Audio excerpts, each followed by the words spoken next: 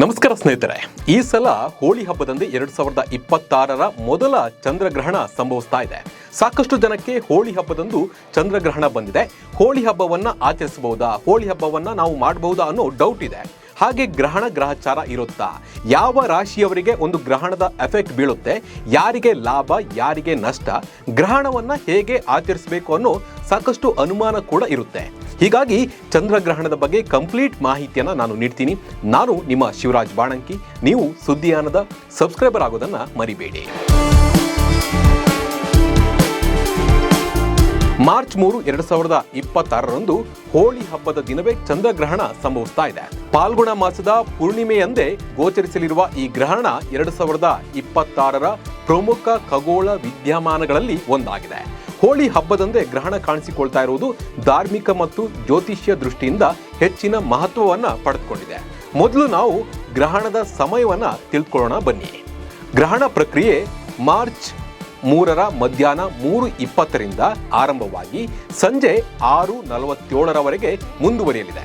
ಸಂಪೂರ್ಣ ಗ್ರಹಣ ಸಂಜೆ 4:34ಕ್ಕೆ ಪ್ರಾರಂಭವಾಗಲಿದೆ. ಈ ಚಂದ್ರಗ್ರಹಣದ ಒಟ್ಟಾರೆ ಅವಧಿ ಸುಮಾರು 3 ಗಂಟೆ 27 ನಿಮಿಷಗಳು ಆಗಿರುತ್ತೆ. ಇದು ಸುಮಾರು 25 ನಿಮಿಷಗಳ ಕಾಲ ಭಾರತದಲ್ಲಿ ಗೋಚರಿಸುತ್ತದೆ. ಭಾರತದಲ್ಲಿ ಚಂದ್ರೋದಯ ಸಂಜೆ 6:22ರ ಸುಮಾರಿಗೆ ನಡೆಯುವ ಕಾರಣ ಗ್ರಹಣದ ಕೊನೆಯ ಕ್ಷಣಗಳು ಮಾತ್ರ ನಮಗೆ ಕಾಣಸಿಗುತ್ತೆ. ಅಂದಾಜು 20ರಿಂದ 25 ನಿಮಿಷಗಳ ಕಾಲ ಮಾತ್ರ ಭಾರತದಲ್ಲಿ ಈ ಒಂದು ಗ್ರಹಣ ಗೋಚರಿಸಲಿದೆ. ರಾಜ್ಯಾದ್ಯಂತ ಚಂದ್ರೋದಯ ಸಮಯದಲ್ಲಿ ವ್ಯತ್ಯಾಸ ಇರೋದ್ರಿಂದ ಗೋಚರಿಸುವ ಅವಧಿಯಲ್ಲೂ ಕೂಡ ಸ್ವಲ್ಪ ಬದಲಾವಣೆ ಆಗುವ ಸಾಧ್ಯತೆ ಇದೆ. ವಿಶೇಷವಾಗಿ ಪಶ್ಚಿಮ ಬಂಗಾಳ, ಈಶಾನ್ಯ ರಾಜ್ಯಗಳಲ್ಲಿ ಸ್ಪಷ್ಟವಾಗಿ ಈ ಒಂದು ಗ್ರಹಣ ಗೋಚರಿಸುವ ಸಾಧ್ಯತೆ ಇದೆ. ಇದು ದೆಹಲಿ, ಉತ್ತರ ಪ್ರದೇಶ, ಮಹಾರಾಷ್ಟ್ರ, ರಾಜಸ್ಥಾನ್ ಮತ್ತು ಇತರ ರಾಜ್ಯಗಳಲ್ಲಿಯೂ ಸ್ವಲ್ಪ ಮಟ್ಟಿಗೆ ಗೋಚರಿಸಬಹುದು. ಇನ್ನು ಭಾರತದ ಹೊರಗೆ ಈ ಗ್ರಹಣವು ಪಾಕಿಸ್ತಾನ, ಅಫ್ಘಾನಿಸ್ತಾನ, ಇರಾಕ್ ಮತ್ತು ಇರಾನ್ನಂಥ ದೇಶಗಳಲ್ಲಿಯೂ ಗೋಚರಿಸಲಿದೆ. ಹೋಳಿ ಆಚರಿಸಬಹುದಾ? ಇನ್ನು ಸಾಕಷ್ಟು ಜನಕ್ಕೆ ಇರುವ ಒಂದು ದೊಡ್ಡ ಡೌಟ್ ಅಂದ್ರೆ ಹೋಳಿ ಹಬ್ಬವನ್ನ ಆಚರಿಸಬಹುದಾ ಅನ್ನೋದು. ಹಿಂದೂ ಕ್ಯಾಲೆಂಡರ್ ಪ್ರಕಾರ ಚಂದ್ರಗ್ರಹಣ ಮಾರ್ಚ್ 3ರಂದು ಮಧ್ಯಾಹ್ನದಿಂದ ಸಂಜೆಯವರೆಗೆ ಇರುತ್ತೆ. ಹಾಗಾಗಿ ಬೆಳಗ್ಗೆ 11 ಗಂಟೆಯ ಮೊದಲು ಹೋಳಿ ಹಬ್ಬವನ್ನ ಆಚರಿಸಬಹುದು ಅಂತ ಜ್ಯೋತಿಷ್ಯರು ಹೇಳ್ತಾ ಇದ್ದಾರೆ. ಇನ್ನು ಚಂದ್ರಗ್ರಹಣದ ದಿನ ದೇವಾಲಯಗಳನ್ನ ಬೆಳಗ್ಗೆ 9 ಗಂಟೆ ಒಳಗೆ ಮುಚ್ಚಬೇಕು.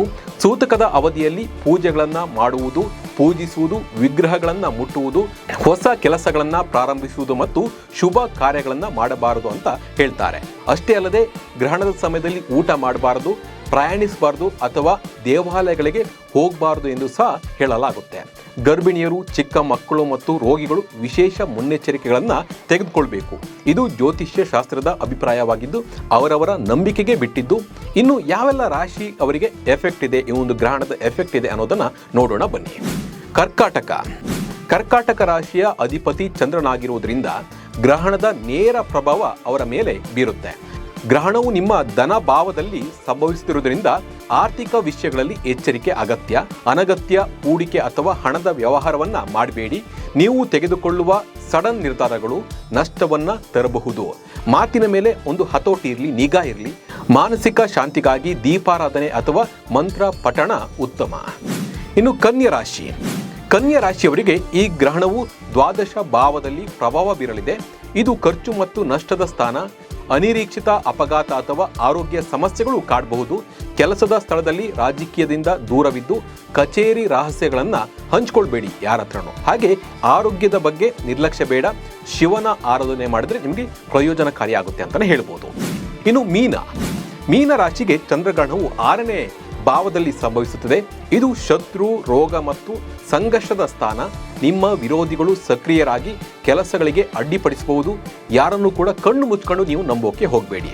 ಆರ್ಥಿಕ ವಂಚನೆ ನಡೆಯುವ ಸಾಧ್ಯತೆ ಇರೋದ್ರಿಂದ ದಾಖಲೆಗಳಿಗೆ ಸಹಿ ಮಾಡುವ ಮುನ್ನ ಸರಿಯಾಗಿ ಓದಿ ಆಮೇಲೆ ಸಹಿ ಮಾಡಿ. ಹಿರಿಯರ ಸಲಹೆಯನ್ನು ಪಡೆದು ಮುನ್ನಡೆಯಿರಿ ಅನ್ನೋದೇ ಒಂದು ಅಭಿಪ್ರಾಯ. ಇನ್ನು ಕುಂಭ ರಾಶಿಯವರು ಈ ಅವಧಿಯಲ್ಲಿ ವಿಶೇಷವಾಗಿ ಜಾಗರೂಕರಾಗಿರಬೇಕು. ವ್ಯವಹಾರ ಅಥವಾ ಉದ್ಯೋಗದಲ್ಲಿ ಯಾರನ್ನು ಕೂಡ ಕುರುಡರಾಗಿ ನಂಬೇಡಿ. ಈ ಅವಧಿಯಲ್ಲಿ ದಾಖಲೆಗಳು ಮತ್ತು ಹಣಕಾಸಿನ ವಿಷಯಗಳಲ್ಲಿ ಜಾಗರೂಕರಾಗಿ. ಸ್ವಲ್ಪ ಅಜಾಗರೂಕತೆ ಕೂಡ ನಿಮ್ಮ ದೊಡ್ಡ ಸಮಸ್ಯೆಗಳಿಗೆ ಕಾರಣ ಆಗಬಹುದು. ಆದ್ದರಿಂದ ಪ್ರತಿ ಹೆಜ್ಜೆಯನ್ನ ನೀವು ಎಚ್ಚರಿಕೆಯಿಂದ ಇಡಬೇಕಾಗುತ್ತೆ.